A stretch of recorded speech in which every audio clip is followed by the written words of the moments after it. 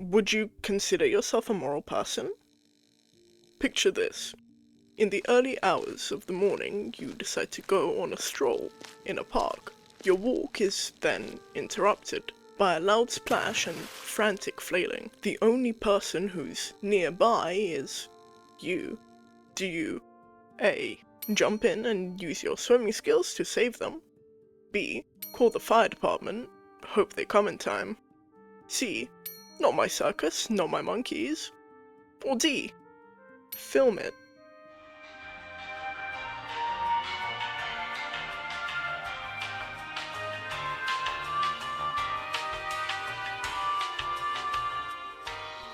If you answered B, you're the closest. While you do have to inform the authorities, you also need to get the person out of the water, and not by diving in. Riverbanks usually have life buoys, Lifebuoy. which are specifically designed for this situation. How do I know this? I'm virtuous, clearly. If you were virtuous, you'd also know this. Well, according to Aristotle. Now, you might ask me, Jester, Why are you British? what's a virtuous person? And I'd answer that it's someone who knows what the right thing to do is, at the right time, in the right way, to the right person. And you might reply, but that just sounds like a load of nothing. So let's start from the basics. What is virtue ethics? Well, according to the Internet Encyclopedia of Philosophy, virtue ethics is a broad term for theories that emphasize the role of character and virtue in moral philosophy. In simple terms, virtue ethics emphasizes the person's life, family, and social values rather than giving them a strict set of rules or principles for them to follow. Unlike deontological and consequentialist philosophies, which ask the question, what is the right action? Virtue ethics asks, what is a good life? How should you live your life? And what are proper family and social values? While there have been multiple people who conceptualized virtue ethics, most famously Socrates, Plato, and Aristotle in the West, Confucius and Mencius in the East, I'm going to be talking specifically about Aristotle's virtue ethics. Because I can. And I'm also secretly in love with Aristotle. Aristotelian character is, importantly, about a state of being. It's about having the appropriate in a state. Aristotle believed that someone could become virtuous through observing and mimicking moral exemplars, or moral people, and then practicing what they have observed. He believed that virtue is a skill, as well as a lifestyle. I've mentioned the word virtue quite a lot, but what are virtues? According to the Oxford Dictionary, it's a behaviour showing high moral standards. It's important to add to this definition consistency. Making one decision with virtue doesn't make you virtuous, and making one bad decision doesn't make you immoral. Virtues are about balance. They're characteristics that sit between two vices. Vices being defined as immoral or wicked personal characteristics. One example of virtue is courage, which sits between cowardice, a deficiency, and recklessness, an excess. Being courageous is knowing when you can act, how you can act, and who you can act towards. If I take my earlier drowning man example, cowardice would be option C, walking away without helping the man and minding your own business. Recklessness, on the other hand, would be option A. Diving in would result in you needing help as well, no matter how good you are at swimming. In that situation, the right thing to do is to act immediately, find and use a lifebuoy, pass it safely to the drowning person, and dial the authorities. This is what Aristotle means by the right thing to do, at the right time, in the right way, to the right person. Sometimes balance doesn't necessarily mean sitting right in the middle. It can shift closer to either vice depending on the situation. Like lying in order to preserve someone's safety despite honesty being a virtue. We'll come back to this example slightly later, so put a pin in that. Eudaimonia, the core principle of virtue ethics. Aristotle believed one should be virtuous in order to achieve eudaimonia, often translated as happiness or flourishing. Since eudaimonia has no direct translation, let's break down its etymology. The word has two parts, the prefix eu, meaning good, and daimon, meaning guardian or genius. This essentially means happiness of the soul. Aristotle had his own idea on the soul and spirit, which I'm not going to go into, though I find it important to mention. And yes, this is also where the word demon comes from. As rational beings, our flourishing looks different to animals and plants. Virtue ethics hinges on the idea of humans having a fixed nature, and the way we flourish is by embracing that nature. This is often described as a proper function by virtue ethicists. For example, scissors are good if they are sharp and can cut. A seed is considered good if it can grow into a tree. For humans, our proper function is reasoning. We flourish, achieve enrichment of the soul, and live a good life if we reason. Though I couldn't find people or websites mentioning introspection, I think it's important to mention it when discussing virtue ethics. Developed by Wilhelm Wundt, the theory of introspection sits closely with virtue ethics. While one is psychological, I find the connection necessary to draw. Introspection is defined by Britannica as the process of observing the operations of one's own mind, with a view of discovering the laws that govern the mind. Introspection is how one becomes virtuous. By deconstructing the mind, actions, motives, feelings, and thoughts we exhibit when presented with external stimuli, we learn how we harm ourselves and others. Self-awareness is something our society values. I'm sure you've seen a few skits on your For You page about being self-aware. If you ask most people, they would likely say they are aware of their actions and the potential consequences. I think people are already practicing virtue ethics, despite not knowing its name. People's value of self-awareness and reasoning is, what I would argue, eudaimonia. Our sense of self and morality are often intertwined, sometimes even equated by society. Take Spider-Man, for example. Many kids look up to Spider-Man and try to imitate the traits society deems as good. They look up to a moral exemplar and mimic a virtuous action to then incorporate that trait into their personality, becoming an intrinsic part of them. I personally subscribe to virtue ethics. It makes the most sense to me out of the three main normative ethical theories. Since I'm big into psychology, and I live by the philosophy that everything is a learning experience, it's very important to me that I am a good person. I've found that I learn by reasoning, introspecting, and observing others.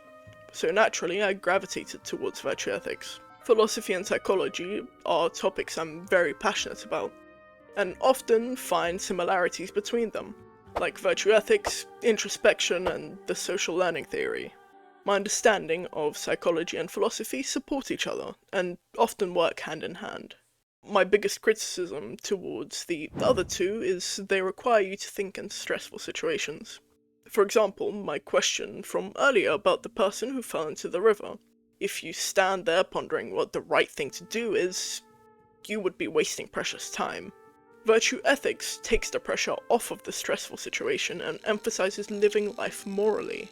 If being moral is second nature to you, then you won't have to stand and wonder what you should be doing. Remember when I said to put a pin in the fluctuations of virtues? Well, now is when that comes into play. There's a scenario often used to discredit deontology. It's called the Axeman scenario.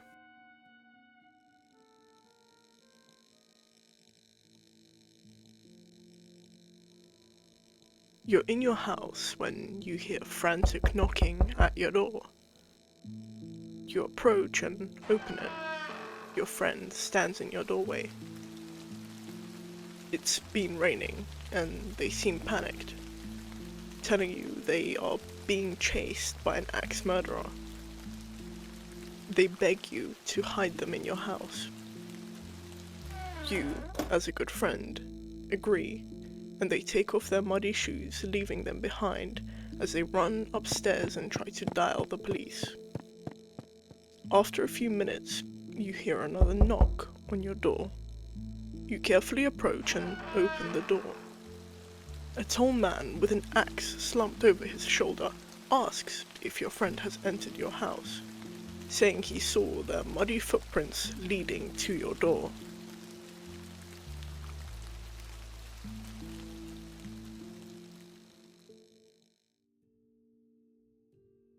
Kant or deontologists would argue you shouldn't lie in this situation, since your friend could sneak out of the back and flee, and by denying, you're causing them to get caught. But I'm being a little uncharitable with this interpretation. Kant believed lying was highly immoral and shouldn't be done under any circumstances. If you were to lie, and then said lie led directly to your friend being caught because they decided to sneak out of the back, it would, although partially, be on your conscience. Deontology is too rigid and inflexible, as well as takes emotions out of morals. If you were to tell the truth and then that leads to your friend's death, that would also lead the person to blame themselves. Consequentialism is, in my humble opinion, better in this situation. As a consequentialist, you would stop and think about the consequences of what you're going to say. My problem with consequentialism then comes from intention. Will you lie or tell the truth? What if you lie because you expect something in return from your friend? Is that moral? Consequentialism doesn't account for the complexities of the human condition and how people can do good things to gain reputation among others or for self-benefit. Now, I'm sure that there are deontological and consequentialist branches which take these things into account. However, I don't have the time to get into the nitty-gritty details of every group, and therefore, these are blanket statements. This leads us to virtue ethics. In this situation, the virtue would fluctuate to dishonesty, usually a vice, so you could buy your friend time to call the police. It's flexible and allows emotion into morality. When it comes to self-benefit, this is inherently unvirtuous, which means you cannot be virtuous if you lie for reputation or later compensation. Since virtue ethics focuses on your character, it eliminates the thinking time. If you are virtuous, lying would be your automatic and initial response. Now, I know I've been hyping Aristotelian ethics, but it isn't without its flaws, unlike its creator. Virtue ethics is circular, meaning that it defines virtuous people as those who have virtuous characteristics, while not giving a definite answer for what virtuous characteristics are, leaving room for mistakes and incorrect judgments. You could say it's what society deems as moral or good traits, but that's inconsistent and ever-changing.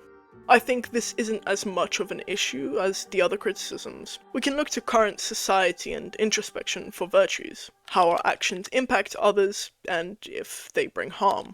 Morals are ever-changing, that's true, but the current morals are the ones we have to go off of, so they are the closest thing we have to good. Other types of ethics also have this problem, so I would say this is less of a criticism towards virtue ethics and more of a criticism to morality itself. Virtue ethics are self-centered, meaning they don't consider how your flourishing affects other people. When paired with the vagueness of it, not having set principles can be cause for concern, since many people can look up to a morally corrupt person. One example would be radical political views such as fascism or communism. Honestly, I think this is a very valid criticism for the philosophy. The only real way to combat this would be through education, making good quality education accessible to everyone, as well as teaching introspection and empathy. However, Kantian ethics and deontology, as a whole, has this problem as well. The core of deontology, as I understand it, is following duty and law. This sounds good on paper, but there have been cases where a certain well-known individual riled the people of their country to vote for them through campaigns and speeches, seizing power through legal means despite being a convicted criminal and becoming a revered power. The other one. However, the previously mentioned need for education in and of itself can be considered another criticism of the philosophy. The idea is that virtue can only be cultivated through the right environment. Some things are out of the person's control. For example, family, culture, laws, health, and mental health issues. This means virtue is reliant on luck and therefore not accessible to everyone. I think this is a tricky criticism to discuss, as behavior can be unlearned but needs time, space, and resources to unlearn, which is just not possible for everyone in our society. Unfortunately, when it comes to discussing morals and ethics, politics cannot be disregarded, as those things are very heavily intertwined. So it's good to be politically educated when it comes to these topics. In conclusion, virtue ethics is about the characteristics and lifestyle of the moral agent. It strives to achieve eudaimonia, happiness of the soul, believing that if your personality is virtuous, moral actions will follow effortlessly. It relies on other theories to make sense, like one's introspection. It's flexible but vague, which makes it circular. It's self-centered and luck-based. Overall, philosophy and politics are heavily intertwined. And finally, don't open a door for an axe murderer. If anything I've said has interested you, feel free to check out my sources and read up on virtue ethics. I've only really scratched the surface. There are many different branches, including, but not limited to, ethics of care, agent-based theory, eudaimonist virtue ethics. I suggest reading up or watching videos on deontology and consequentialism. You should be aware of other options or perspectives if you're trying to form an informed opinion on morals and what moral principle you subscribe to. If you have any arguments to challenge my views, feel free to criticize me in the comments. I'm always down for a good philosophical or psychological debate, especially when it's arguments I haven't thought about previously. And who knows, maybe I'll become deontology's biggest fan. Anyway, the love of my life beckons me. I will leave all this information to simmer and cook for a while.